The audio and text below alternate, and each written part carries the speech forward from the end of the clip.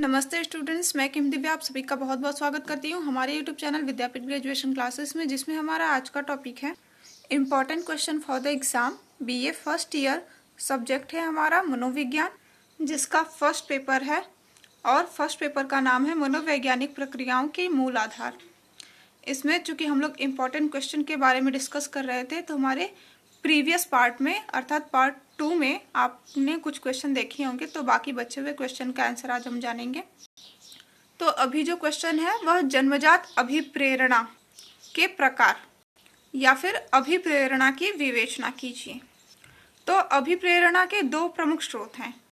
कुछ अभिप्रेरणा जन्मजात होते हैं और कुछ जो उनका संबंध होता है वह हमारे शरीर के क्रिया प्रणाली से होता है।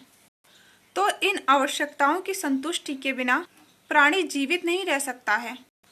भोजन, पानी तथा हवा के बिना प्राणी बहुत अधिक समय तक जीवित नहीं रह सकता है और ये व्यक्ति के जीवन की प्राथमिक आवश्यकताएं हैं और इनकी पूर्ति नहीं होने पर शरीर का संतुलन बिगड़ जाता है। तो इन प्राथमिक प्रेरणों के अतिरिक्त अन्य प्रेरकों की उत्पत्ति सामाजिक अंतःक्रियाओं के परिणाम स्वरूप होती है। अतः इन्हें अर्जित अभिप्रेरक या सामाजिक अभिप्रेरक कहते हैं। अब जानते हैं कि सामाजिक अभिप्रेरकों के कितने प्रकार होते हैं। तो मनुष्य में अन्य प्राणियों की अपेक्षा अधिक प्रकार के अभिप्रेरक पाए जाते हैं। मतलब पशुओं में आवश्यकताएं कम होती हैं और मनुष्यों की आवश्यकताएं ज़्यादा होती हैं।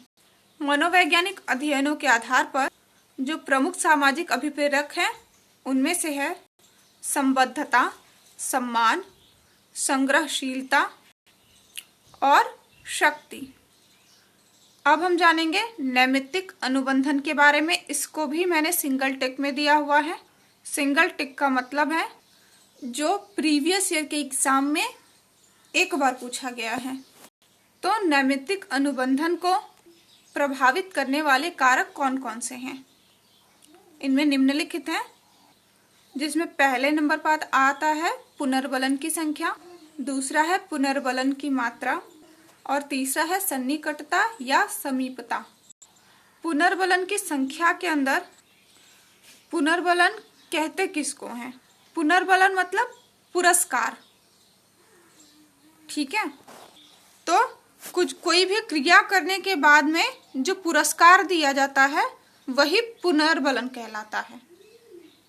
तो अनुबंधन में पुनर्बलन या पुरस्कार की महत्वपूर्ण भूमिका होती है। अनुबंधन में उद्दीपक अनुक्रिया के मध्य साहचर्य कितना दृढ़ है, इस पर निर्भर करता है कि उद्दीपक अनुक्रिया पुनर्बलन की प्रक्रिया कितनी बार घटित होती है। तो ऐसा अनुक्रम या प्रक्रिया जितनी अधिक संख्या में होगी तो साहचर्य की दृढ़ता भी उतनी ही अधिक होगी। बेकन ने धावक पथ के एक प्रयोग में देखा कि पुनर्बलन की संख्या जितनी अधिक थी, दौड़ने की संख्या भी दौड़ने की जो गति थी उसकी संख्या में भी अधिकता पाया गया।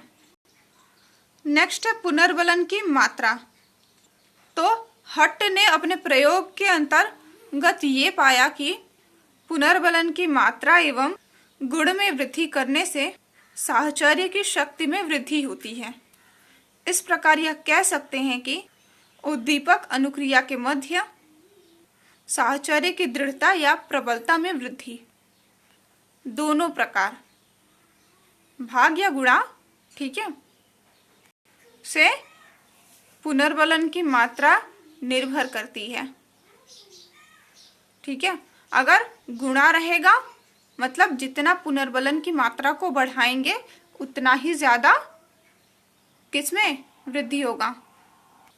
उद्दीपक अनुक्रिया के मध्य जो संबंध दृढ़ता कायम करता है उस दृढ़ता में वृद्धि होगी।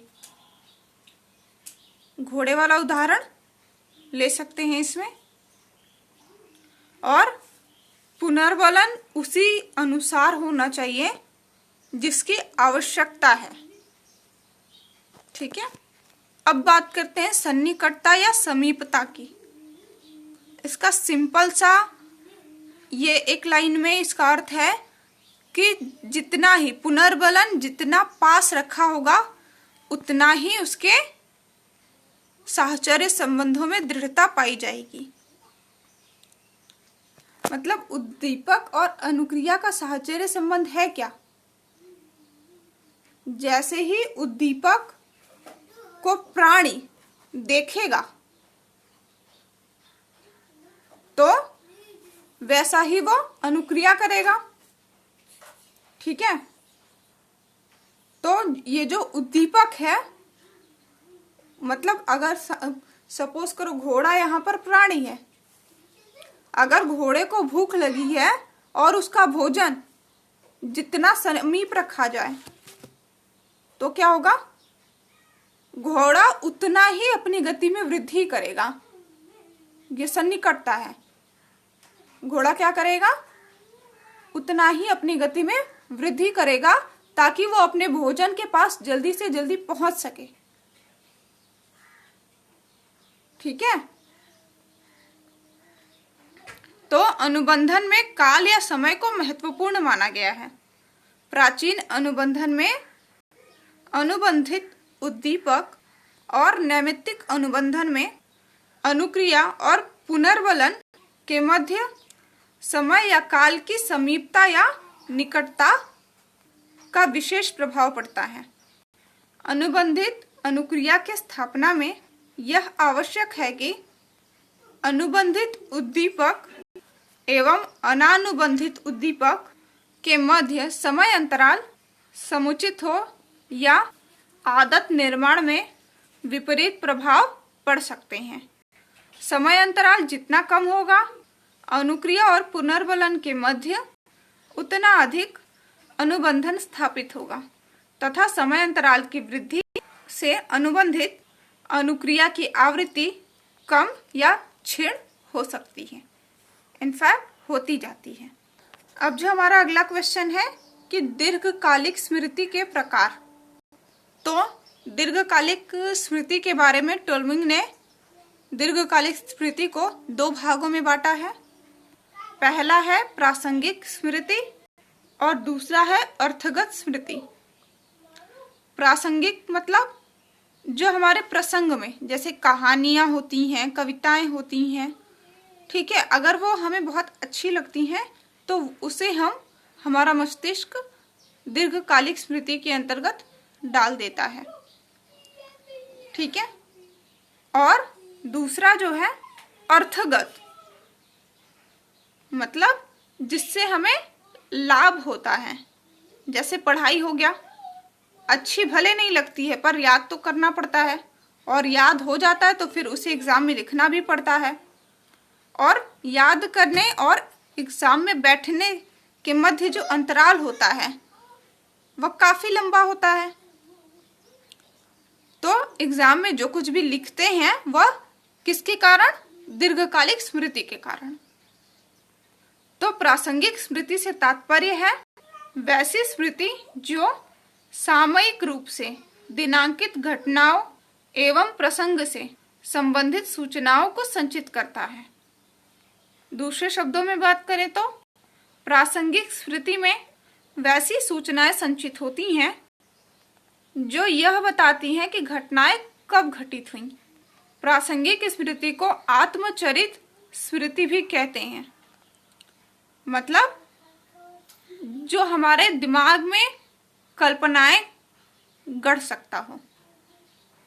ठीक है, जो हमारी आत्मा में जो घटना हमने सुना है, जाना है,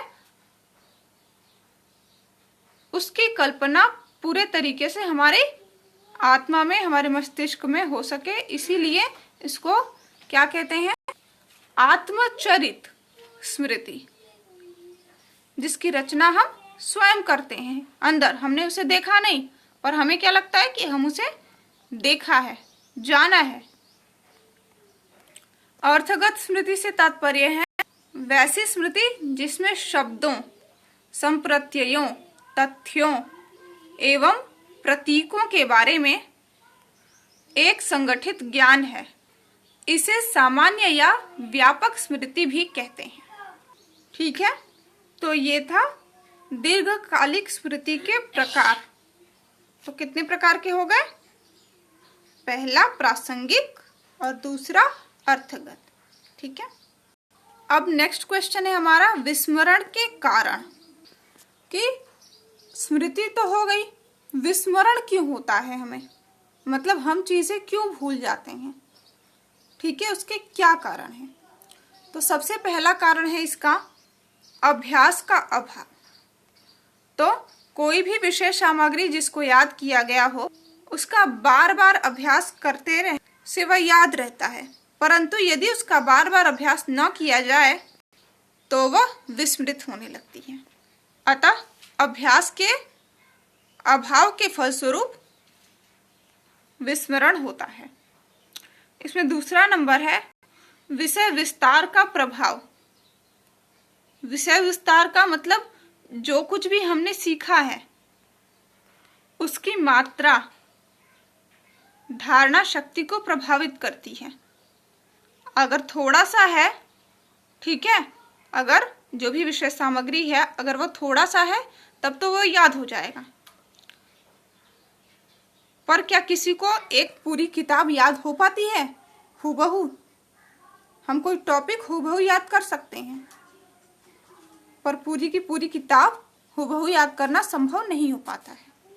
तो विषय वस्तु भी धारणा की मात्रा से क्रिया को प्रभावित करता है। विस्तृत सामग्री की धारणा में कठिनाई होती है। छोटे कार्य एवं विषय सामग्री की कम मात्रा सुगमता से तथा कम समय में सीखे गए विषय सामग्री याद रहती है, परंतु अगर वो विस्तृत हो जाए तो यह भी एक विशेष कारण है विस्मरण का। अब बात करते हैं अनुभूतियों का दमन। जैसे दीर्घकालिक स्मृति का जो 2 प्रकार है उसमें प्रासंगिकता है, तो उसे हम आत्मचरित भी कहते हैं। क्यों कहते हैं?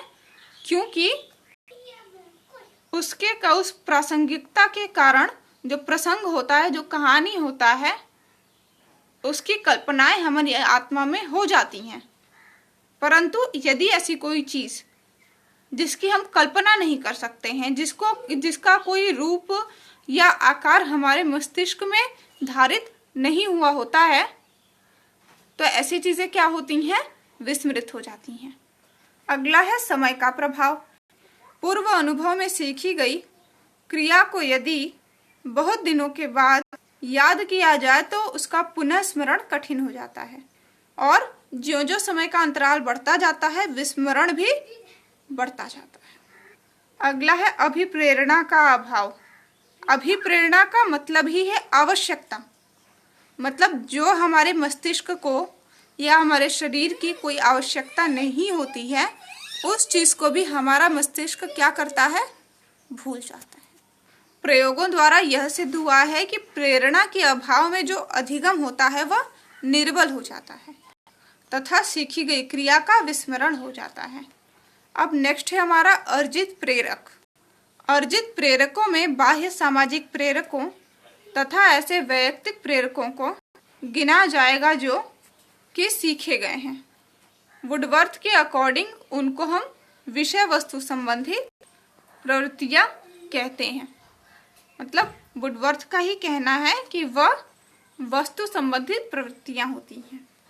तो जो मानव शिशु है वह अपनी आवश्यकताओं को स्वयं पूर्ति नहीं कर पाता है, और इसकी पूर्ति का ढंग भी वह दूसरों से सीखता है। समाज में मनुष्यों की बहुत सी आवश्यकताएं होती हैं, और प्रेरक अर्जित जो होते हैं अर्थात सीखे हुए होते हैं। अर्जित प्रेरक सीखे हुए होते हैं, और ऐसे अर्जित प्रेरक बहुत से हो सकते हैं। कुछ ऐसे अर्जित प्रेरक जैसे कि निंदा, प्रशंसा, प्रभुत्व का प्रेरक। प्रभुत्व मतलब कि दूसरों पर धौंस जमाना कि इस पूरे ग्रुप में मैं ही सबसे अच्छा हूँ। आक्रामक प्रवृत्ति, आत्मसमर्पण, संघ प्रवृत्ति, अनुकरण और सहानुभूति, ऐसे ही बहुत सारे। तो यहाँ पे हमारा लघु उत्तरीय कंप्लीट होता है। दीर्घ उत्तरीय क्वेश्चन भी हम लोग कर चुके हैं। तो आज इस वीडियो में मनोविज्ञान पेपर फर्स्ट कंप्लीट होता है, जितने भी इम्पोर्टेंट क्वेश्चन है। अब हम हमारे सेकंड पेपर में चलेंगे। सेकंड पेपर में नेक्स्ट वीडियो में हमारा रहेगा जो लघु उत्तरीय क्वेश्चन है, जितने भी इम्पोर्टेंट है उसमें भी ट्रिपल टिक, डबल टिक और सिंगल टिक उसको मिला हुआ है। तो अब नेक्स्ट वीडियो में मिलते हैं। आज के लिए इतना ही, धन्यवाद।